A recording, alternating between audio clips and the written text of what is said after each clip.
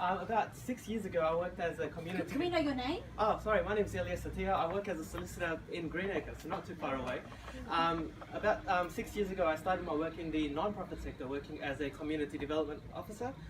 What I noticed was, there was a lot of gaps. People didn't really know one another in the sector, and I'm really glad that there's an organization out there that's actually trying to fill in the gaps.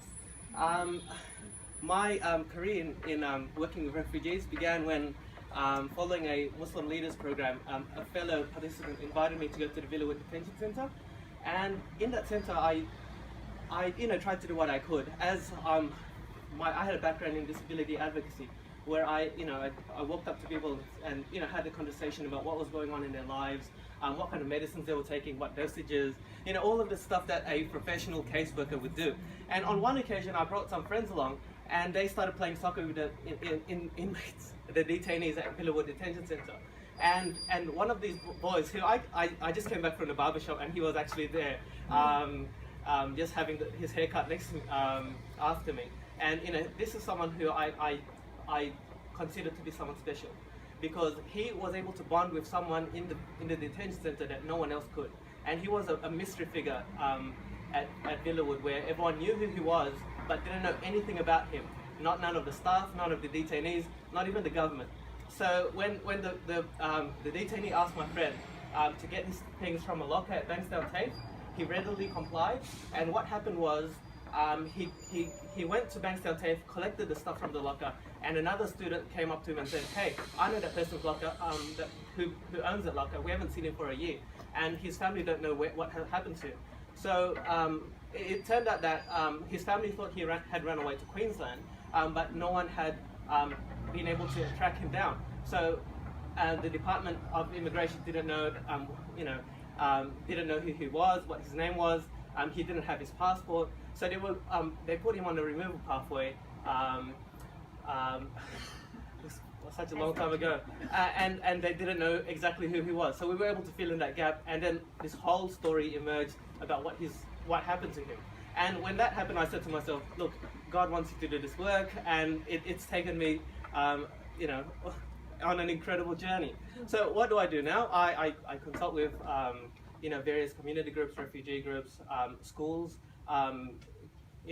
emerging or established communities, and I try to find out what's underutilized, what's underappreciated within society, in this community. And the biggest asset that people have are people, right? And that's the kind of messages that I bring to communities is, you don't need external help to get you guys on your feet. You've got, if we're dealing with say youth, what we call disadvantaged youth, I'd say we don't even consider you as disadvantaged. You've got ample resources, networks.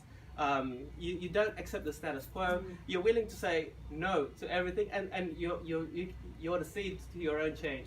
So that's what I'd like. I come across a lot of change agents in society, people who are passionate about bringing about change, and I think all these people need, just to press the green button and say, let's do this, right? And I think for an organization to be able to press the green button on a society and make people, advance, I think that's just fantastic. It's a long time coming. First year anniversary, many anniversaries to come. Thank you. Congratulations. We're only one, we're very young. Yeah. Thank you. Thank you.